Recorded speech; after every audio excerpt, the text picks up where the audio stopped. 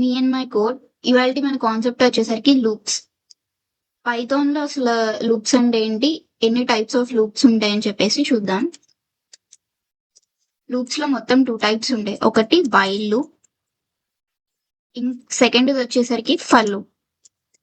ఈ 2 లూప్స్ కాకుండా మనం కంట్రోల్ ఫ్లో స్టేట్మెంట్స్ అని చెప్పేసి వాడతాం.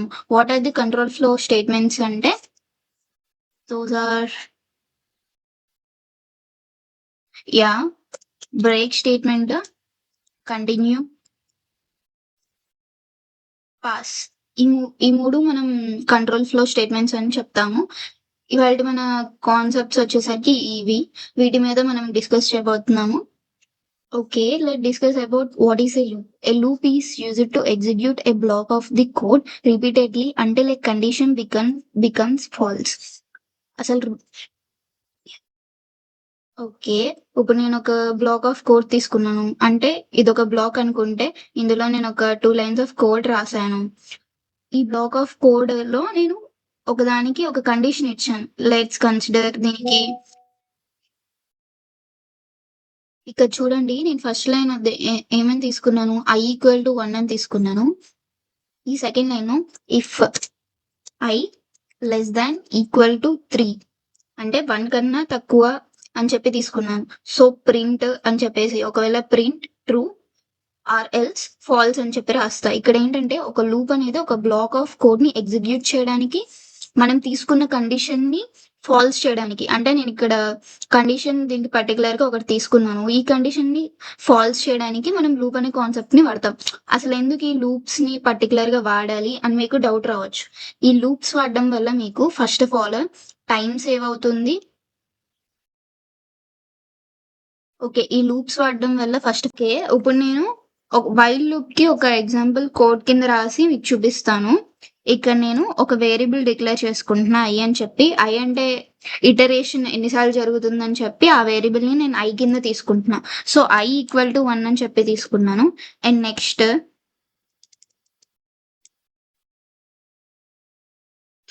వైల్ కండిషన్ తీసుకుంటున్నాను.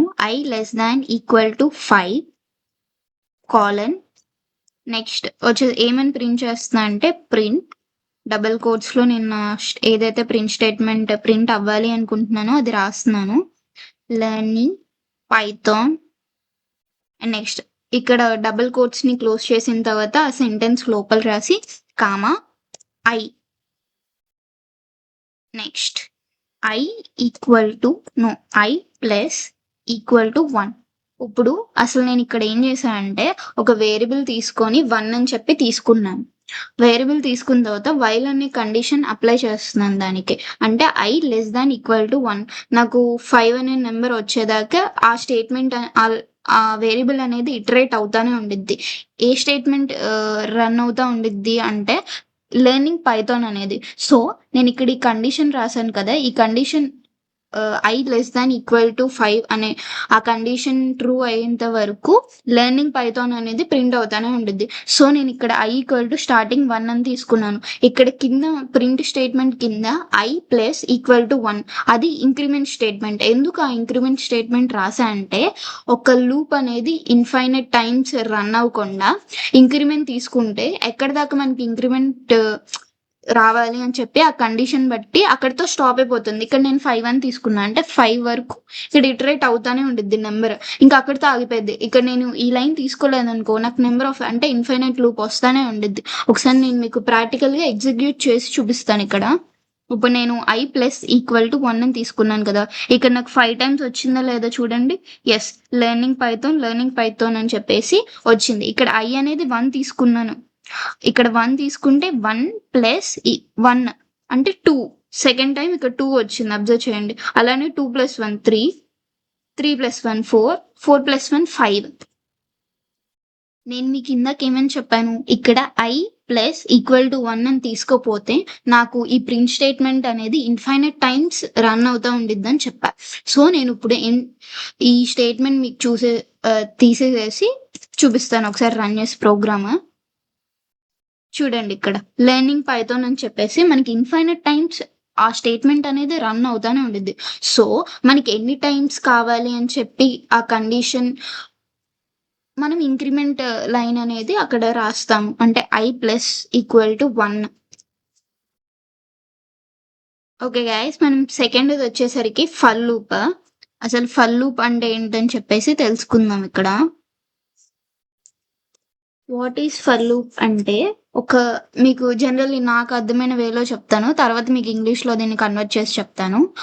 ఇప్పుడు ఒక బ్లాక్ ఆఫ్ కోడ్ అనేది నాకు ఎన్ని సార్లు రిపీట్ అవ్వాలని చెప్పి ముందులే తెలిసిద్ది మనకి. అంటే నాకు ఈ ఐటెమ్ అనేది ఇంతే కావాలి.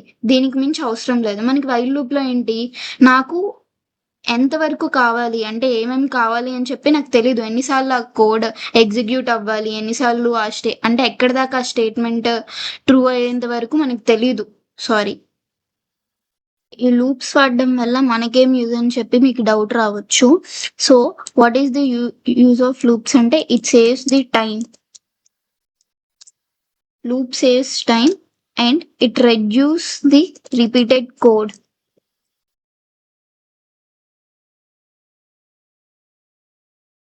ఓకే. మీకిప్పుడు అసలు లూప్ అంటే ఏంటి? And what is the use of loop? ఒక రియల్ లైఫ్ ఎగ్జాంపుల్ సినారియో తీసుకుందాం. ఎగ్జాంపుల్ మీరిప్పుడు రోజు డైలీ అటెండెన్స్ మీరు కాలేజ్‌కెళ్తే మీ teachers first period, second period, third period ప్రతి అవర్ అటెండెన్స్ ఏస్తానే ఉంటారు. వీటి వల్ల ఎన్ని సార్లు టీచర్స్‌కి చాలా సార్లు అటెండెన్స్ వేయాల్సొస్తుంది. ప్లస్ ప్రతిసారి మీకు attendance yes ma'am, yes sir అని చెప్పాల్సొస్తుంది. సో ఈ లూప్స్ కాన్సెప్ట్ వాడడం వల్ల మీకు టాస్క్ అనేవి ఈజీగా అయిపోతే టైం టైం సేవ్ అయిద్ది. ప్లస్ ఏదైతే రిపీటెడ్‌గా ఒక టాస్క్ చేస్తామో అది కొంచెం తగ్గిద్ది. వర్క్ అనేది మనకు తగ్గిద్ది సింపుల్‌గా చెప్పాలి అంటే. ఓకే. ఇప్పుడు టైప్స్ ఆఫ్ లూప్‌లో ఫస్ట్ మనం ఏం నేర్చుకుందామంటే వైల్ లూప్ నేర్చుకుందాము. వాట్ ఈస్ వైల్ లూప్ అని చెప్పేసి నేర్చుకుందాం. Okay. What is a while loop అని చెప్పేసి చూద్దాం ఫస్ట్ మనము. వైల్ లూప్ అంటే ఒక ఐటెమ్ కానీ, ఏదైనా థింగ్ కానీ మీకు ఎన్ని సార్లు రిపీట్ చేయాలి, ఎన్నిసార్లు నేను ఒక ఐటెమ్‌ని కొనాలి, ఎన్నిసార్లు నాకు దీనివల్ల యూజ్ ఉందని చెప్పి అది ఎన్నిసార్లు రిపీట్ చేయాలో మనకు తెలీదు. సో ఆ రిపిటేషన్ కోసం మనము వైల్ లూప్ అనేది వాడతాం. వైల్ లూప్ డెఫినిషన్ వచ్చేసరికి the while loop executes code as long the condition అనేది ట్రూ అయ్యేంత వరకు అది ఎగ్జిక్యూట్ చేస్తానే ఉండిద్ది. It executes the code until the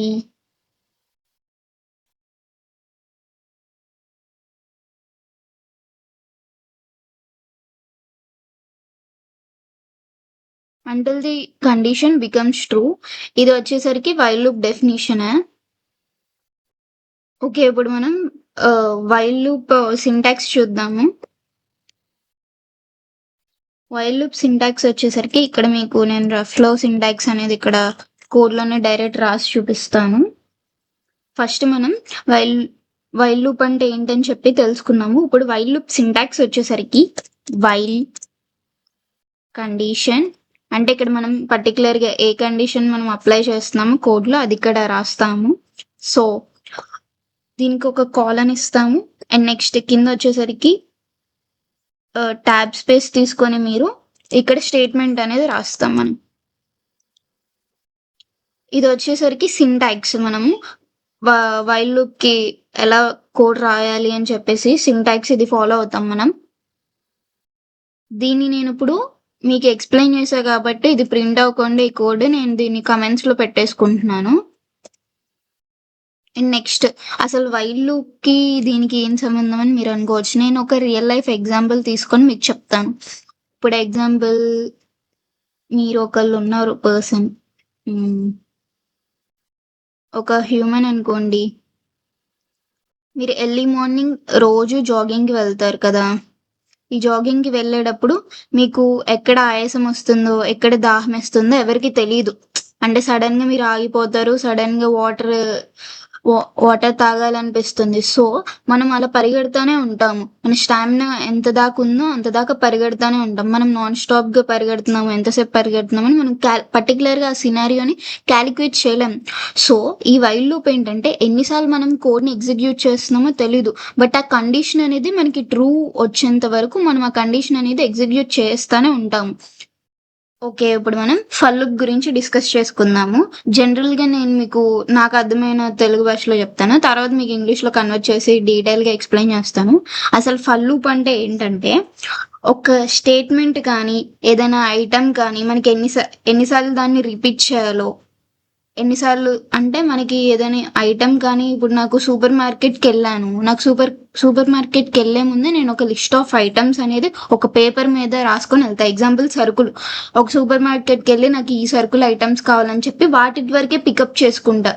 ఎందుకు ముందలే నేను రాసి పెట్టుకున్నా నాకేమేం కావాలి అని చెప్పి. అంటే నాకు ముందలే నాకేం కావాలో నాకు తెలిసిద్ది. ఏ ఇప్పుడు నేను మీకు ఇంగ్లీష్‌లో దీన్ని ఎక్స్‌ప్లెయిన్ చేస్తాను. సింపుల్‌గా చెప్పాలంటే we know how many times we want to repeat something. ఓకేనా? ఓకే. డెఫినిషన్ వచ్చేసరికి నేను మీకు చెప్తాను.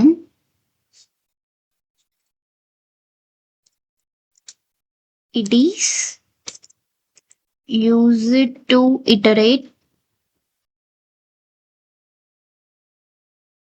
ఓవర్ ఏ సీక్వెన్స్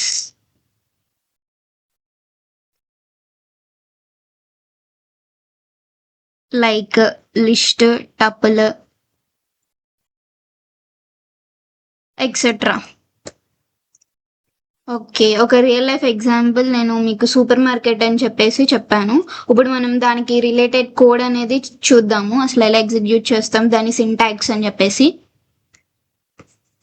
ఇప్పుడు నేను మీకు ఫస్ట్ అసలు ఫర్ లూప్ సింటాక్స్ చెప్పేస్తాను. సింపుల్‌గా ఉండిద్ది.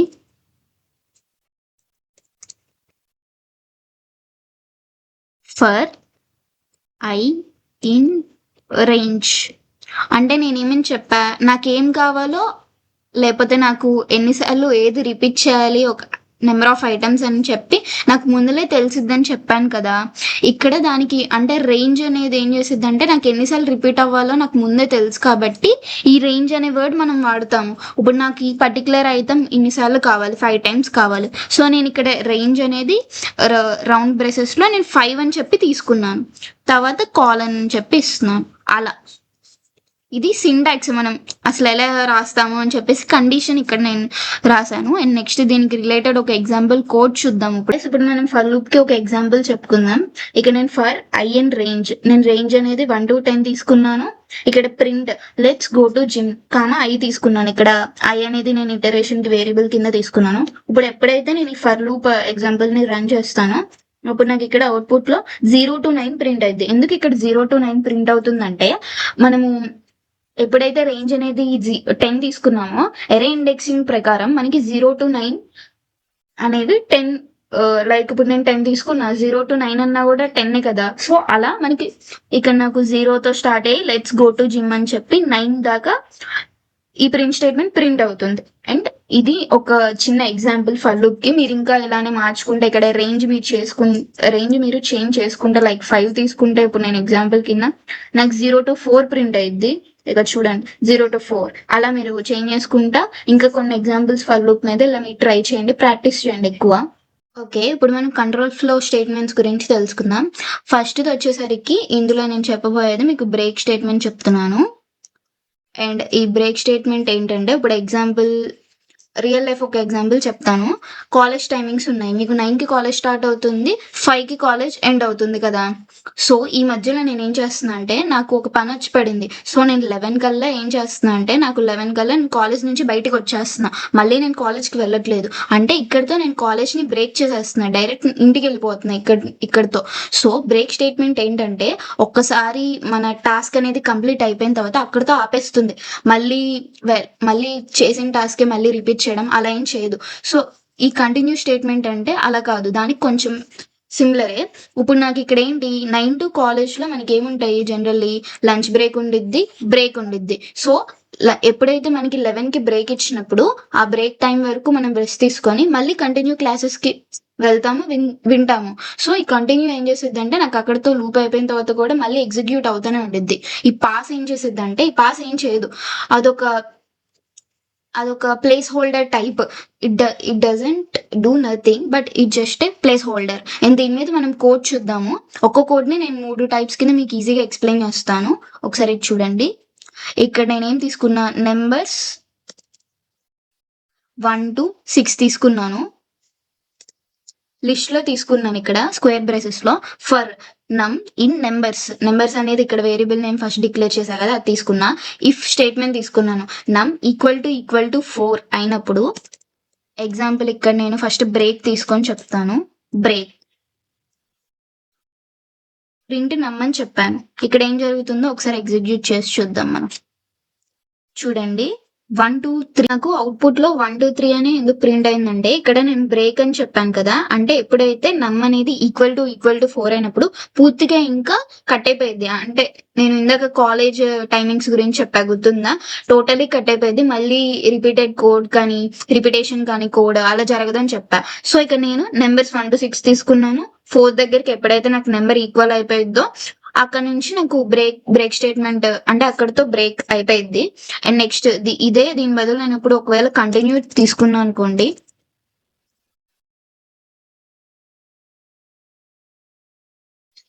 ఇక్కడ నేను కంటిన్యూ తీసుకొని రన్ చేస్తే నాకు ఇక్కడ అబ్జర్వ్ చేయండి, 1 2 3 5 6 ప్రింట్ అయ్యాయి. ఎందుకు కంటిన్యూలో ఇలా ప్రింట్ అయిందంటే నేనేమని చెప్పాను, కంటిన్యూ తీసుకున్నప్పుడు ఆ పార్ట్ వరకు ఇటరేషన్ అనేది స్కిప్ చేసేసి నెక్స్ట్ పార్ట్ నుంచి మళ్ళీ మనకి ఏదైతే టాస్క్ కానీ ఏదైతే నెంబర్స్ ఉన్నాయో అవి కంటిన్యూగా రిపీట్ అవుతాయి. ఇక్కడ నేను నమ్ అనేది ఈక్వల్ టు 4 అన్నా అంటే నాకు 4 అనే నెంబర్ స్కిప్ అయిపోయి రిమైనింగ్ 5 6 అనేవి ప్రింట్ అయిపోయాయి. ఒకవేళ నేను ఇక్కడ మీకు శాంపుల్ కోసం ఇక్కడ నేను నెంబర్స్ మళ్ళీ మారుస్తున్నాను. 7 8 తీసుకున్నాను. ఇక్కడ నేను 5 అని చెప్పి తీసుకున్నాను. నమ్ ఈక్వల్ టు 5. ఇప్పుడు నేను మళ్ళీ రన్ చేసి చూసినప్పుడు నాకు ఇక్కడ చూడండి, నాకు ఇక్కడ ఏ నెంబర్ స్కిప్ అయిపోయింది, 5 అనే నెంబర్ స్కిప్ అయిపోయింది. ఓకేనా, అది డిఫరెన్స్. ఇప్పుడు పాస్ ఏం లేదు. It doesn't do nothing. It just a place holder అంతే. అంటే అదేం చేయదు, ఉన్నా లేకపోయినా మనకి అవుట్పుట్ ఇదంతా రన్ అవుతానే ఉండేది. అలా మీరు అబ్జర్వ్ చేయండి. ఇక్కడ నేను నెంబర్స్ అనే దాంట్లో 1 to 8 తీసుకున్నాను. ఇఫ్ నమ్ ఈక్వల్ టు 5 అని తీసుకున్నాను. పాస్ ప్రింట్ నమ్ అన్నా అంటే నాకు ఏవైతే నెంబర్స్ 1 to 8 తీసుకున్నానో అవి ప్రింట్ అయిపోయాయి. ఒకవేళ నేను ఇక్కడ పాస్ అని తీసేసి నార్మల్ కోడ్ ఇంతే ఉంచి ఎగ్జిక్యూట్ చేస్తే నాకు ఇక్కడ ఎర్రర్ అని వచ్చింది. సో ఇది కొంచెం లైక్ ఎర్రర్ కింద పోవడానికి కానీ లాజిక్ కింద కానీ అలా రాస్తా ఉంటాం. ఇది మీరు జస్ట్ ఇగ్నోర్ చేయొచ్చు, అంత మ్యాండరేటరీ కాదు నేర్చుకోవడము. So that's it. ఇవి కంట్రోల్ ఫ్లో స్టేట్మెంట్స్. నేను ఒక ఎగ్జాంపుల్ తోనే మీకు 3 ఎక్స్ప్లెయిన్ చేసా. మీరు ఇంకా ప్రాక్టీస్ చేయొచ్చు డిఫరెంట్ ఎగ్జాంపుల్స్ తీసుకొని. ఓకే, ఇవాళకి మనం నేర్చుకున్న కాన్సెప్ట్స్ ఒకసారి అలా రివైజ్ చేసుకుందాము. లూప్స్ కంప్లీట్ చేసామా, వైల్ లూప్, ఫర్ లూప్ చెప్పుకుందాం, break, continue, pass, control flow statements చెప్పేసుకున్నాము. And next thanks for watching this video. ఏమైనా డౌట్స్ ఉన్నా, మీకు ఏమైనా ఇంకా ఫర్దర్ అసలు ఈ పైథాన్ కోర్స్ ని ఎలా ఇంప్రూవ్ చేయాలి, మేము చెప్పే విధానం ఇంప్రూవ్ చేయాలా, లేదా ఇంకేమైనా ఇంప్రూవ్మెంట్స్ ఉంటే మీరు మాకు సజెస్ట్ చేయండి. అండ్ మీరు మా పైథాన్ కోర్స్ వాట్సాప్ కమ్యూనిటీలో జాయిన్ అవ్వాలి అనుకుంటే కింద యూట్యూబ్ కమెంట్స్ లో మీరు మాకు మెసేజ్ చేయండి. డైరెక్ట్ డిఎం లింక్ మీకు ప్రొవైడ్ చేస్తాము, అలా మీరు జాయిన్ అవ్వచ్చు. And thanks for watching. Bye bye.